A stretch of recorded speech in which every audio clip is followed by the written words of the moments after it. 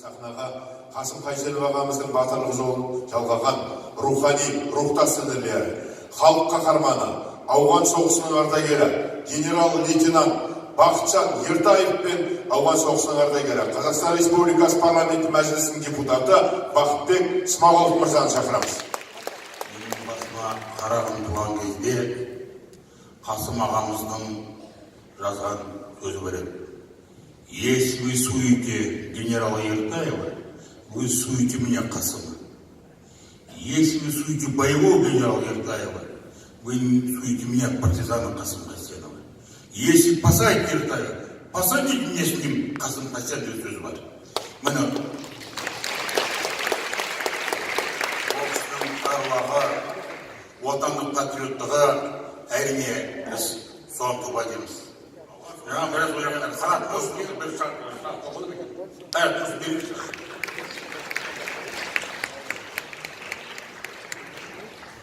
Бір күні менде анам сұраспан жастай. Бізді Алахан салып ескелеткен, Кемшерік Байқадыр мен ағам, мен оқытқан, үйреткен, патриотқа үйреткен аға, сізге бір рахмет.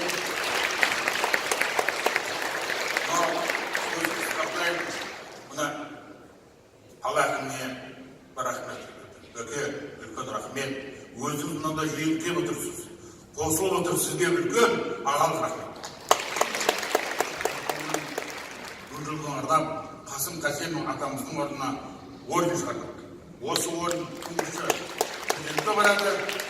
Мен көйліп болса ауылда Алматы қаласының әкімі бәлкөге береді.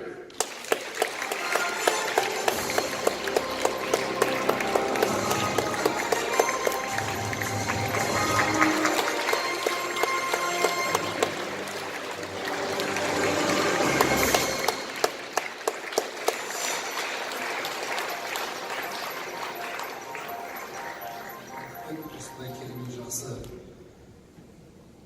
батыр даңқы мәңгілік. Назарбаев Нұрсұлтан Әбішұлы Шығыс Қазақстан облыстық Ауғанстандағы соғыс ардагерлерінің одағы кеңесінің шешімімен жастарға патриоттық тәрбие беру жолындағы айрықша еңбегі үшін халық қаһарманы Қасым Қайсенов орденімен марапатталады.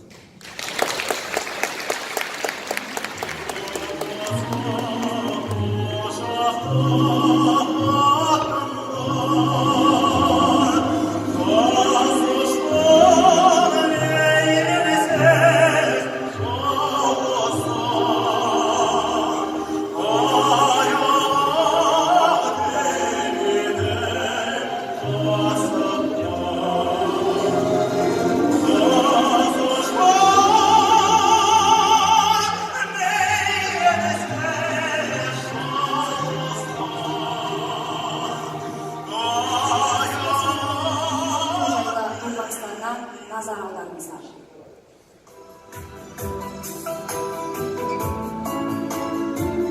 Бізде Құдайға шүкір аман сау тыныштық. Осы тыныштығымыздың басты себебіне оған ең алдыменен қазақ халқына қонақжай, кеңпейіл, шыдамы зор қазақ халқының жақсы қасиетіне ризашылық білдіріп, соған рахмет айтуымыз керек. Бұл тыныштықтың басты себебі сол. Екінші себебі осы президентіміз бүкіл дүние жүзіне қазақ деген халық бар екенін, оның кең байтақ бай жері бар екенін дүние жүзіне танытты.